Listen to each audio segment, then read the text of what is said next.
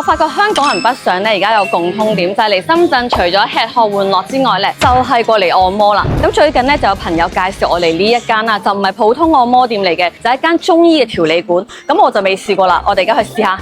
首先我講下呢度嘅優點啦。第一，佢係全國連鎖，有成1300間㗎，感覺咧就比較穩陣。第二咧，呢度嘅師傅基本上咧都係15年經驗以上嘅。我好中意佢嘅一點咧，就係一開始咧唔係直接做項目㗎，反而咧會幫你了解一下身體嘅狀況，就按你當下身體嘅情況咧調節輕重。我覺得呢種方式咧就好貼身啦。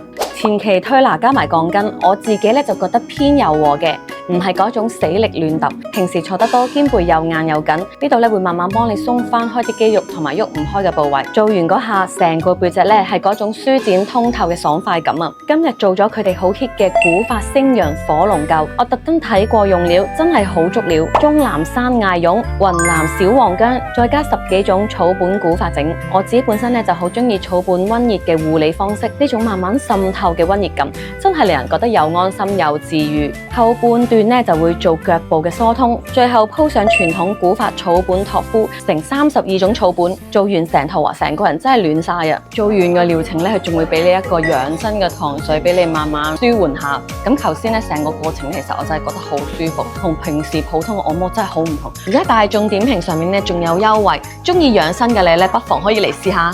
下集更精彩。